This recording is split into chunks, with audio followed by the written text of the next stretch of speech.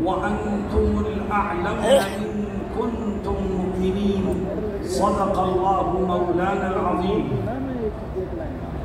حضرت صدر محترم، جمعیت علماء بہار کے ذمہ داران اور صوبے کے کونے کونے سے آئے ہوئے لوگوں، میں آپ کو اس بات کا یقین دلانا چاہتا ہوں کہ جو اللہ پر ایمان رکھتا ہے وہ کبھی حالات سے مایوس نہیں ہوا کرتا. تاریخ اس بات کی گواہ ہے کہ اسلام اور مسلمانوں کو مٹانے والی طاقتیں مٹتی گئیں اور اسلام آج بھی زندہ ہے، اور جب تک چاند سورج رہے گا اسلام باقی رہے گا. میرے دوستوں، ساتھیوں، جتنے بھی لوگ حالات یقیناً پریشان کن ہیں، مگر آپ کا کام حالات سے گھبرانا نہیں ہے، آپ کا کام حالات کے رخ کو موڑ دینے کا ہے.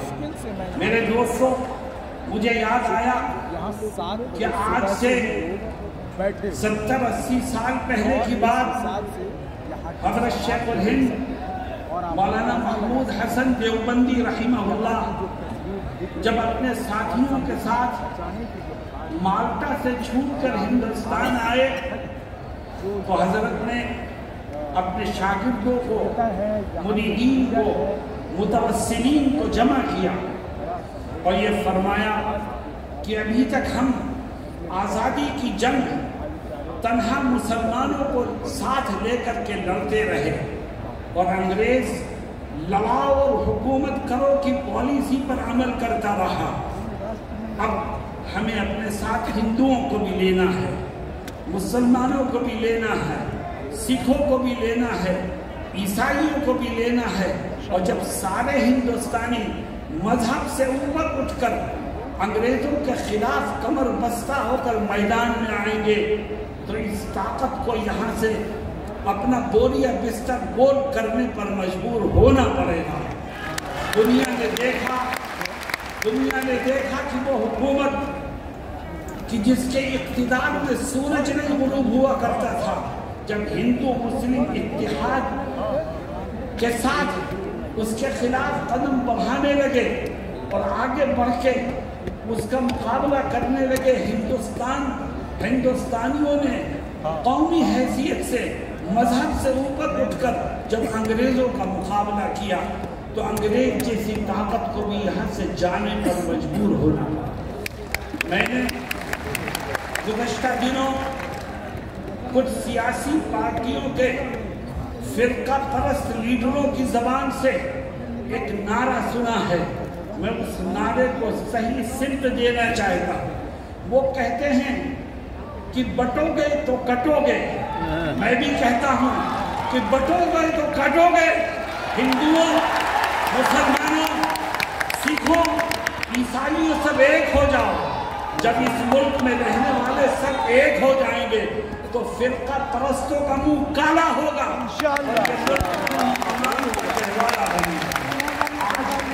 ملک کو بانٹنے کے لیے، آج ملک کو تقسیم کرنے کے لیے نئی نئی کوششیں ہو رہی ہیں. جمعیت علماء نے آپ کو آواز دی ہے. جمعیت اس ملک کی رکھوالی کرتی ہے. جمعیت کے بزرگوں نے اس ملک کی آزادی کے لیے وہ قربانیاں دی ہیں کہ جس کی مثال دنیا کی کوئی قوم پیش نہیں کر سکتی. آج ہمارے بزرگوں کے بنائے ہوئے کانسٹیٹیوشن کو، آئین کو بدلنے کی کوشش ہو رہی ہے.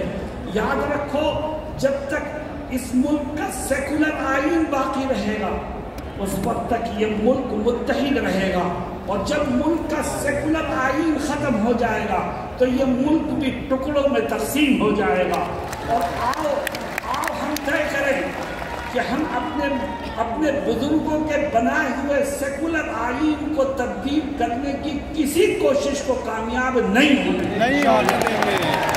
میرے دوستوں، ساتھیوں، قومی یکجہتی کا پیغام جمعیت علماء ہمیشہ دیتی ہے، اور وہ یہ کہتی ہے کہ مسلمانوں اسلامی اخلاق اور کردار کے ذریعے سے غیروں کو اپنانے کی کوشش کرو.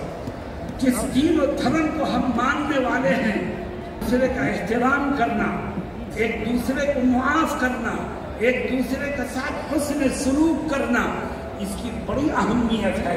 اس لیے ہمیں اس ملک کو ہمیشہ جوڑنے کی کوشش کرنی چاہیے. وہ طاقت ہے جو نبی کریم صلی اللہ علیہ وسلم کی شان میں گستاخیاں کر کے مسلمانوں کا دل دکھانے کی کوشش کرتی ہیں. ہم ان طاقتوں کو یہ بتانا چاہتے ہیں کہ ہم اپنی حرج رکھتے ہیں مگر اپنے نبی کی ناموس کا سودا نہیں کر سکتے. میرے دوستوں ساتھیوں، جہاں تک ہو سکے گا ہم نبی کریم علیہ السلام کی عزت و ناموس کی حفاظت کرتے ہیں اور انشاءاللہ آخری دم تک کرتے رہیں گے. میرے دوستوں اور ساتھیوں، ابھی آپ نے ایک تجویز سنی اوقاف سے متعلق. میں نے دلی میں بھی کہا، آپ سے بھی کہتا ہوں کہ اوقاف یہ کس کا سرمایہ ہے؟ یہ ہمارے بزرگوں کا سرمایہ ہے. یہ اوقاف ہمارے بزرگوں کی دین ہے. کسی نے زمین وقف کی ہے مسجد کے لیے، کسی نے زمین وقف کی ہے مدرسے کے لیے، کسی نے زمین وقف کی ہے قبرستان کے لیے، کسی نے زمین وقف کی ہے غریبوں اور بیواؤں کی مدد کے لیے. یہ ہمارے بزرگوں کا سرمایہ ہے. آؤ ہم اعلان کریں کہ ہم اپنے اس بزرگوں کے سرمایہ کو خود استعمال کریں گے، کسی کو اس میں دخل دینے کی اجازت نہیں ہے. ہمارے بزرگوں کا سرمایہ ہے، ہم اس کی حفاظت کریں گے، ہم اس سے فائدہ اٹھائیں گے، ہم اس کو استعمال کریں گے. ہاں، اگر کسی جگہ کوئی وقف پراپرٹی کا غلط استعمال کرتا ہے تو حکومت اب قانون کے مطابق اس کے خلاف کارروائی کرے. وہ مجرم ہے، اس کو سزا دے. لیکن قانون وقف پراپرٹی کے سلسلے میں کوئی ترمیمی بل لانا، اس کو ہم یہ سمجھتے ہیں کہ یہ ترمیمی بل در حقیقت وقف پراپرٹی کے غلط استعمال کو قانونی جواز دینے کی کوشش ہے، جس کو کبھی کامیاب نہیں ہونے دیا جائے گا. میرے دوستوں اور ساتھیوں، مدارس کے سلسلے میں بھی بات آپ نے سنی. حقیقت یہ ہے کہ آج اگر یہ دیش آزادی کا سانس لے رہا ہے تو یہ انہی مدارس سے نکلے ہوئے جیانوں کی قربانیوں کا نتیجہ ہے. اگر ہمارے بزرگ اور دارالعلوم دیوبند کے اکابر اس دیش کی آزادی کے لیے قربانیاں نہ دیتے تو آج بھی یہ دیش غلامی کی زنجیروں میں جکڑا ہوتا. میرے دوستوں اور ساتھیوں، جمعیت علماء نے آپ کو آواز دی ہے اور جمعیت کے صدر محترم حضرت مولانا ارشد مدنی مدد اللہ العالی آپ کے سامنے تشریف فرما ہے. آپ اگر حضرت کی آواز میں آواز ملائیں گے اور جمعیت کے ساتھ کھڑے ہونے کے لیے تیار رہیں گے تو انشاءاللہ جمعیت کی آواز میں قوت پیدا ہوگی. اور جب جمعیت کی آواز میں قوت پیدا ہوگی تو دشمن راہ فرار اختیار کرنے پر مجبور ہوگا. ہم یہ سمجھتے ہیں کہ انشاءاللہ جمعیت نے ماضی میں بھی قوم کی، ملک کی، اسلام کی، مسلمانوں کی خدمت کی ہے، آج بھی کر رہی ہے اور جمعیت اپنا فریضہ انشاءاللہ مستقبل میں بھی ادا کرتی رہے گی. بس آپ اس بات کے لیے تیار ہو جاؤ کہ جمعیت جب بھی آپ کو آواز دے گی آپ قدم سے قدم ملا کر کے اس کے ساتھ کھڑے ہونے کو تیار ہو جائیں. میں نے شروع میں ایک آیت پڑھی تھی. اللہ رب العزت اس آیت میں کیا فرماتا ہے؟ کہتا ہے وَلَا تَهِنُوا وَلَا تَحْزَنُوا وَأَنْتُمُ الْأَعْلَوْنَ إِن كُنتُم مُؤْمِنِينَ. اللہ کہتا ہے حالات سے پریشان مت ہو، گھبراؤ مت، غم اور دکھ میں مبتلا مت ہو. تمہارا رب تم سے وعدہ کرتا ہے، زمین و آسمان کا مالک وعدہ کرتا ہے، کہتا ہے میں سر بلندی تمہیں کو عطا کروں گا، کامیابی تمہارے ہی قدموں کو چومے گی، دشمن تمہارے سامنے جھکنے پر مجبور ہو جائے گا. بس تم ایک کام کر لو.